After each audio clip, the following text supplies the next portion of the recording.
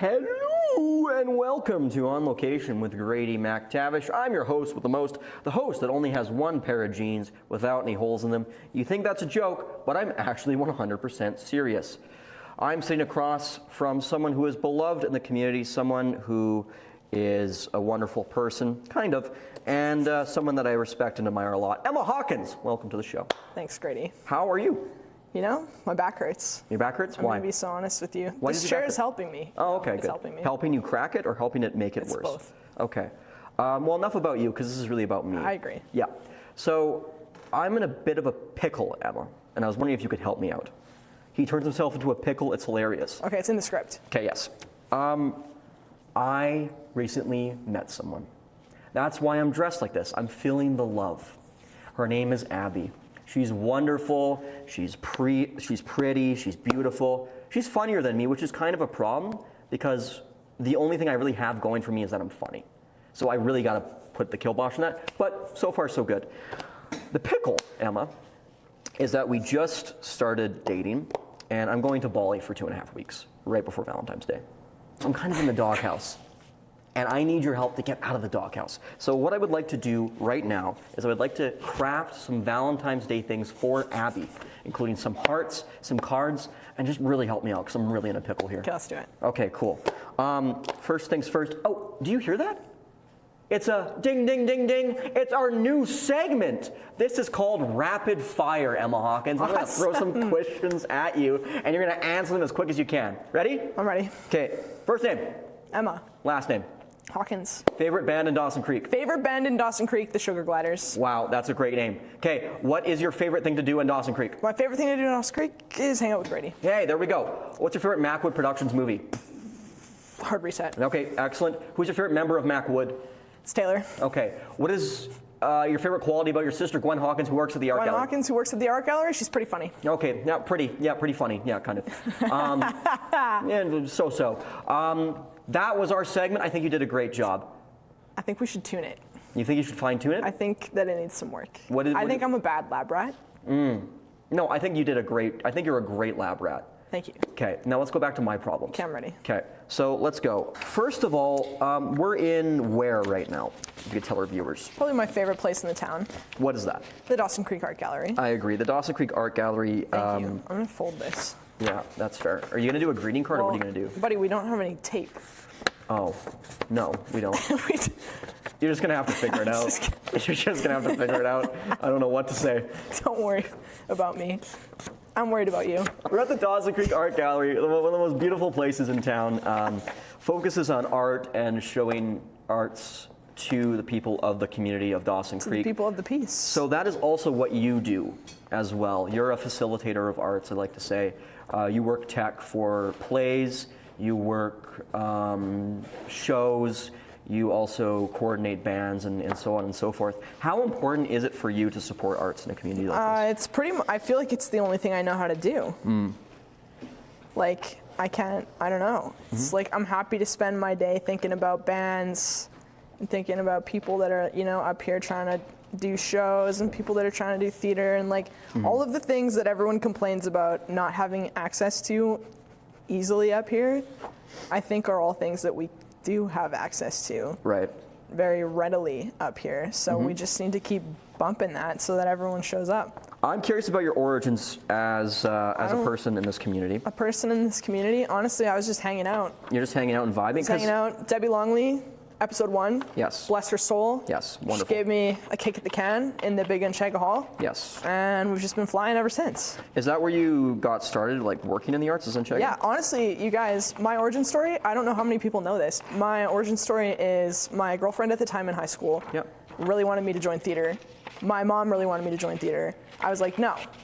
All these people want me to be in theater? Absolutely not, no way. And then my girlfriend at the time was gone to a concert, so I was like, oh, this is pretty funny.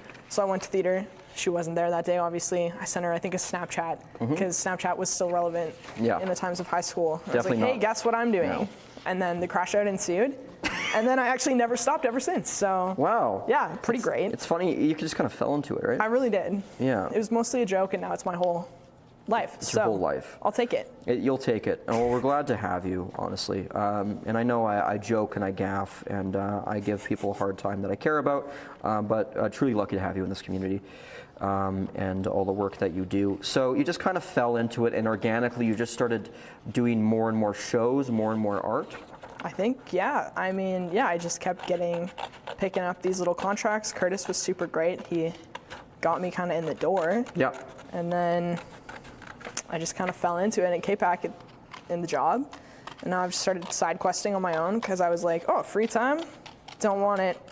And I just have fun all the time. Hey, there we go. That's here right. Here for a good time, not a long time. Here for a good time all the time. All the time. What do you think, because obviously, you know, and I've talked about this a number of times with our guests, but Dawson Creek is a rural community. It's not, the art scene isn't as big as like larger cities, of course. I would argue that. Mm-hmm. I think maybe we're not as big, but our population is less, but we're more inclusive.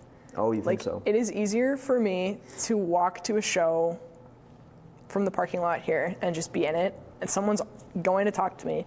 Someone's gonna ask me how I got there. Someone's gonna ask me what's up, how am I feeling, what am I excited about for the show, what's going on.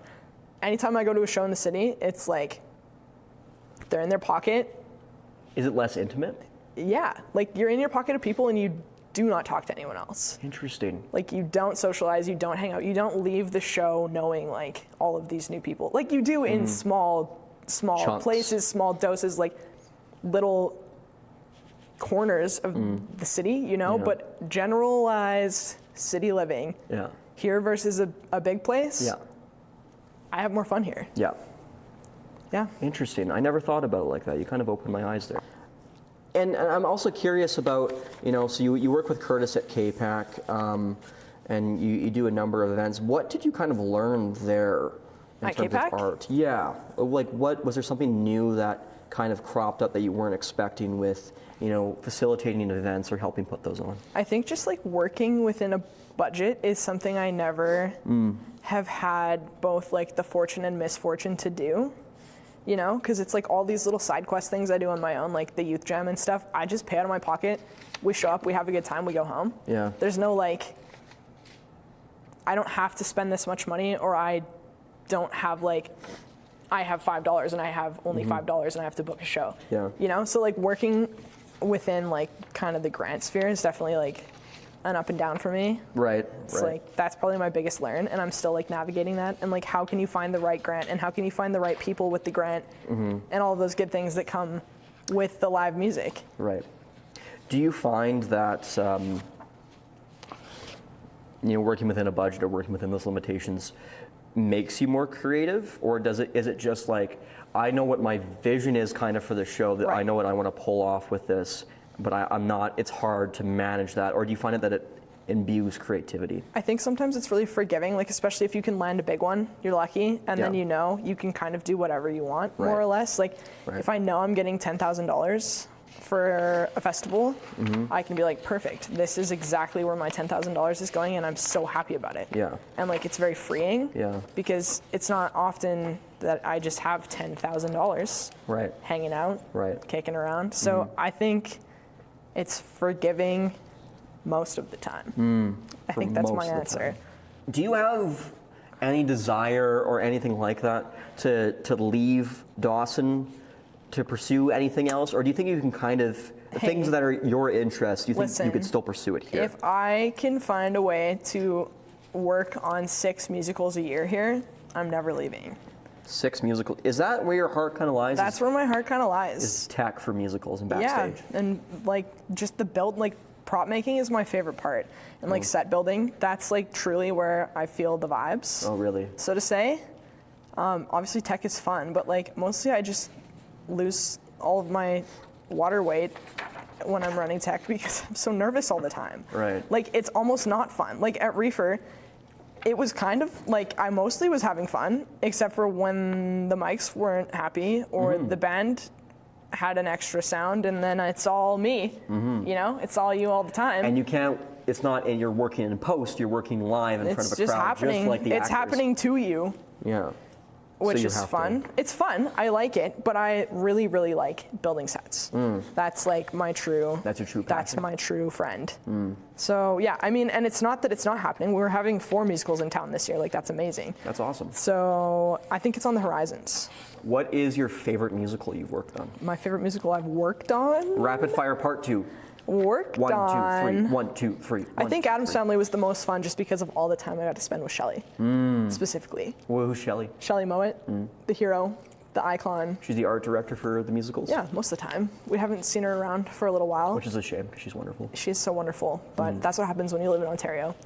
It's hard to come back. It's an imaginary land.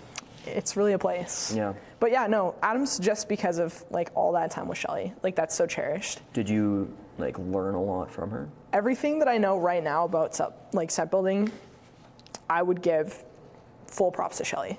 Oh, really? Like all the props to Shelley. That's the lady. That's the lady? Yeah. That's the lady. Like obviously to Debbie. Debbie too. She's got me far. Yes. But like just the things that Shelley knows are so hard to even like fathom. Like she just has this, and she has the answer. Right. No matter what the question is, Shelley has the answer. So she's just wonderful. She's the best. I remember she worked on Little Shop of Horrors, obviously for the musical. Another great looking show. Another great show, and they built Audrey 2, the hero. The hero, the plant from Audrey 2 is my hero. Right. Kind of iconic if you ask me. Kind of a feminist Audrey icon. 2 or Little Shop in general? Let's go with both. That's a good answer. As long as you're working in the musicals, you don't think you would leave Dawson Creek? No, honestly. No? I like it here. I'm in the process of buying a house here. Really? So I'm staying for a while. Yeah. I'm staying for a little. Staying for a long time, not a good time. That's right. No, I think it's fun. I like it here. I like how much we do. Yeah. I like that you guys are always up to something. I like that I get to come like haunt you a little bit while you're busy. Always a treat. You and Gwen helped us with a shoot. We had a bunch of extras for a movie, and you guys came and helped with that. With that being said, you and Gwen kind of have similar paths, Gwen obviously being your sister. Well, Gwen's cooler than me. That's the first problem. You're pretty equal. No, I think film is cooler than music. Oh, okay. So she Gwen is a has director. got me beat on the front. She works at the art gallery, obviously. Yeah, she's also that's the first point. She's also a filmmaker. Do you think you guys, like when you guys grew up, did you always want to get involved in art? Gwen has literally always been a filmmaker. Really? She's always been a bossy director. She's always just bossy. She's had a storyboard for her entire life. Yeah. So I don't even know. I don't know who taught her that. I don't know where it came from. But she's been locked in. I have literally never been on the camera. Gwen is always ready. I've always been passing her things. That's been like the whole span. So I can't predict that changing anytime soon. I'm happy to continue passing her things. Right. Yeah. Well, you also work on her films a lot. Mostly I'm just there for the vibes. Kind of the vibe. The film set, though, it has good vibes, though. It does. It's fun. I need to get more, like, I keep saying this to myself and then I never text you guys, but, like, I need to get more involved with you guys because I actually have so much fun. I know, and you should build sets for us and, like, come hang out. Why are we not doing this? I don't know. Maybe because I look like this and I'm dressed like this. No, I think this makes me like you even more than I already did. No, I have a question for you, Grady. Oh, you can't do this? Okay, sure. No, I do. Okay. Like, you... No. Listen, actually, I'm proud of you first. Oh, so don't say that. I'm going to cry. I know. I'm sorry that you have to hear that. But, like, you guys, all of you, it's not just you. Taylor and Ryan, I'm also proud of you. Like, no, listen. No, they're okay. You guys, like, are me. doing this thing in this town where people told you couldn't. And they said, you can't do that here, go somewhere else. And you said, yes, I can, still went somewhere else, came back, you're still doing it here. That's freaking cool. So now that that's out of the way. Thank you. Are you like, do you want to continue always doing it here? I think so, yeah. I think that here we have the ability to basically, we don't have to wait for a green light. We can make whatever we want to make because we have so many resources available to us, and those resources are available to us because, you know, and it's an overused word, but community, it really is. That's what I'm saying. You know, because like people are like, you're making movies here, you can use my location for free. Like I have I have like a Rolodex of people in town who are like, this is so cool, use my location whenever you want. Yeah, and like that's like, this is my segment. Like, we have the same experience because we're in this town. Like, I can put shows on wherever I want. wherever I want. Yeah. Because we're in this town. Like, this isn't something, like, you can't just go make art wherever you feel like it. Yeah. Pretty much anywhere else. Yeah. Like, we're so free here. We are really free. And that's a really great way of putting it. I didn't think about that. Because I thought Vancouver, you know, when I went to film school, I thought that was the free place. Where it's like, there's so many things happening. But ironically, it feels a bit stifling, especially for us being up here and born and raised. It feels a bit stifling sometimes, you know? I can't imagine trying to, like, work in the city. Right. Like, everyone's competing for the exact same job you're trying to get. Everyone's, like, barking up your tree as soon as you get the job. Everyone's waiting for you to screw up. Like, all the time, they're waiting for you to choke. Yeah. I choke all the time. Yeah. Like, I am literally constantly screwing up. And I think that's part of my charm, is because I admit it. I will tell you, oh my God, I just mixed the whole wrong setting on the board. Like, whoops, sorry. Like, you know, no other sound tech is doing that, probably because they'll get fired, but like, I don't care, I'll tell you that I'm bad. Right. That's fine, it makes it funnier for both of us when it still sounds good. Like, as long as the bit we is fired. overcame something together. So, I don't think I can do that anywhere else. Hence, my love for the creek. Okay, love for the creek. Nervous. Do you get nervous? No. I didn't know this about you. I'm a very nervous person, but for this stuff, I don't get nervous because I always try and make it like a sense of play. Like, I always feel like we're playing. Right, yeah. You always, for me, I have really bad performance anxiety when it comes to work. So I'm like, okay, how am I gonna make this fun and interesting for me? So this is gonna be play. Right. And if I do that and my brain can do that, the work is better. When I have like a chokehold on it, and I'm like, yeah, when I'm like this, and like I'm trying to like be perfect, that's when the work gets really bad. Do you find that as well? If I think about what I'm doing when I'm sitting at the board, it's immediately going to sound bad. If you like overthink it all? If I think at all. Like, it has to be like a muscle memory. At all, this is like, I think that I'm the person who's wrong, but like every time I try to explain my job to someone, I'm like thinking, and then I'm like, actually, I don't know how to tell you what I'm doing because I don't even know. I just do it. Like, it just happens. Like, people will ask me how I can hear like which microphone is screaming, and I'm like, I don't know. Like, I just know that it's this one. It just, like, I don't have to look at the board to know which one is making the crisis. I just go, oh, it's you.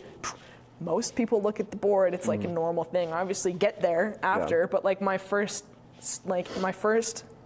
crisis aversion is just like knowing. I just know it. I can hear it. I can feel it. Like, it just happens. It feels like it's a sixth sense. Yeah. In a weird way. Yeah. So like, people will ask like these questions, whatever. That's normal. Ask people about their job, especially if it's a weird job. And then I'm like, like, what do you mean? So I don't know, really. I just, like, obviously I think about it. But it's like, it's so buried in your subconscious. Like, yeah, and like, I don't know. Like, I definitely think a lot about it because like, I lay down the groundwork and I prep and I'm trying my best to be ready before people even like get there because it's like, I want to be able to give you like the best sound check I can. Right.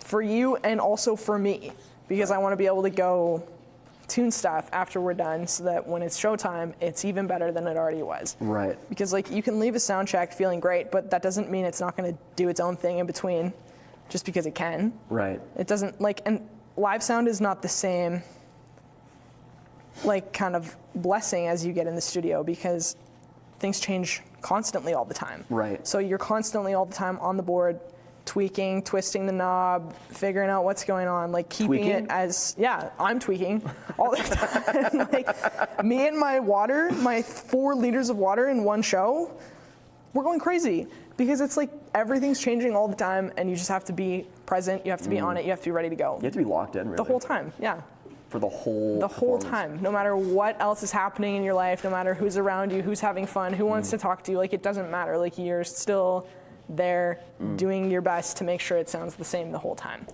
So I'm curious about, like, do you have like, oh, I want to work on, I know you were saying about, oh, I want to work on this amount of musicals per year. That would be awesome. Yeah, I don't really care like what kind of musicals they are. Do you have like a goal, like professionally, of like, oh, I want to do this? Or is it like, I'm just going to see where I go? Because that's kind of how you got started. Yeah. You kind of followed the river and you were kind of organically following that. I feel like I'm just in the boat. Do you just kind of follow that and that's sort of like how it goes? Yeah, you know, like, You know the love boats that they have sometimes in the media? Yeah. And your costume would be perfect on the boat. Yes. I feel like that's the boat of my job. Like, I feel like that's the boat that I'm hanging out in. Yeah. So everything's just a good time all the time. Right. And I say that like I don't have like these monumental crash outs at work when something's not going exactly the way I need it to be going. Right. Or like the board just stops working because it feels like it, or you know, you don't have enough power, or you don't have enough this, or this is making a weird sound. Like, whatever, but I feel like all of those don't even matter because the love boat is just like guiding me down. Cool. You know? You have trust in the love boat. I do, I trust that boat. That's kind of freeing though. It is kind of nice, but it also feels weird because people are always like, what do you want to do? What do you want to do? Like, you're not going to be able to hear for your whole entire life, so what are you going to do then? And I'm like, well, you're already doing so much cool stuff that you didn't plan on doing. Yeah, so I think I'm just going to keep it that way.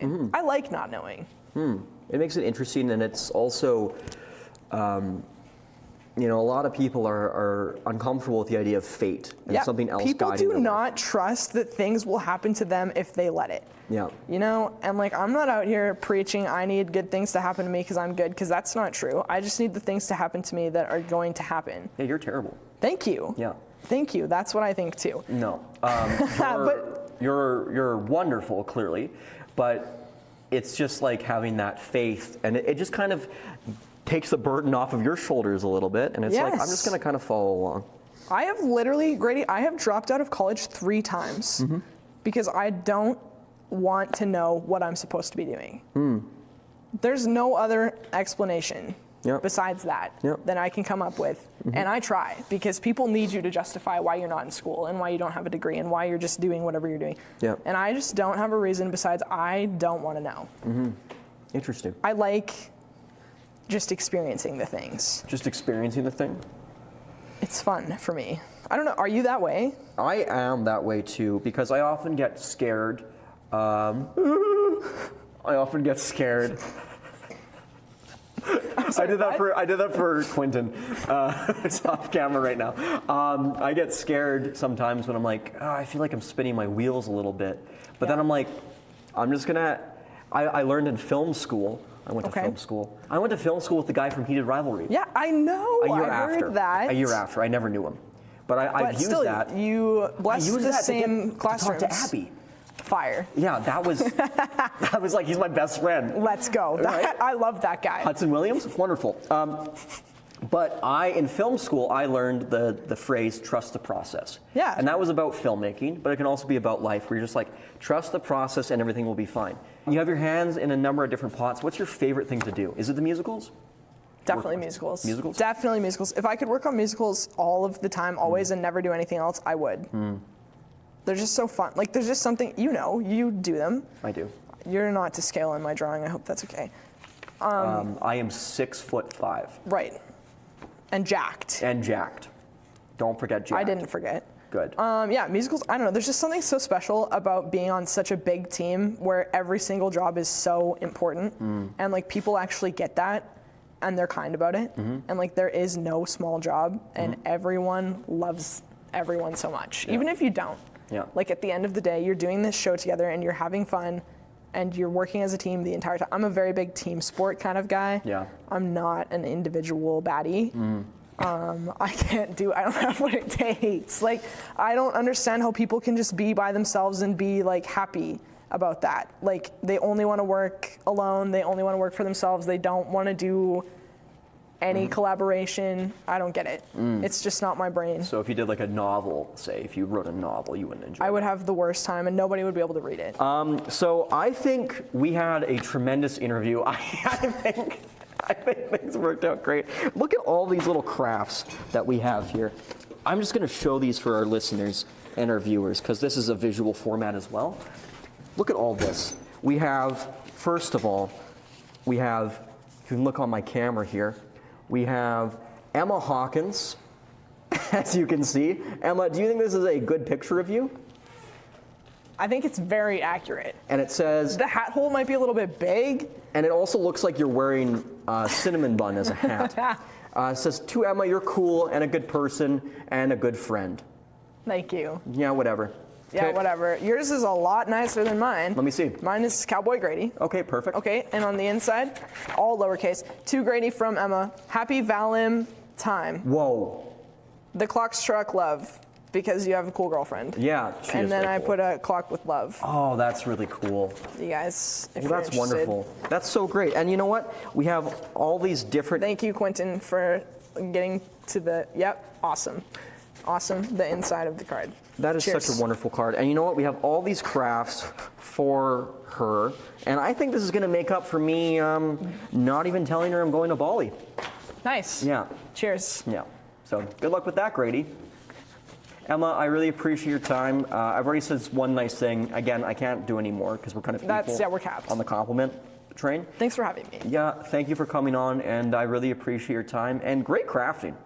I mean, not quite as good as you, Well, but we can't all be perfect. no, we can't all be. Only I can. Well, that is our show here today. Thank you so much for taking a look at On Location with Grady McTavish. Again, thanks to Emma Hawkins for coming in. Happy Valentine's Day. Have a great day. Be kind to one another and love one another as well. Thank you very much. Good job, Emma.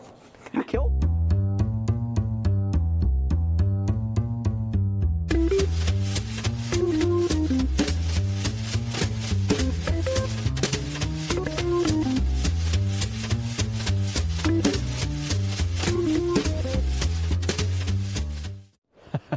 What a fantastic episode of Story Hive's On Location, Dawson Creek. Thank you so much to Emma Hawkins for taking the time to talk with us and creating some wonderful Valentine's Day presents as well. Would you like to be a future guest on the program? Make sure you scan the QR code and fill out the form, and you too can come aboard and share your stories as well. I'm Grady McTavish, and thank you so much for watching Story Hive's On Location, Dawson Creek.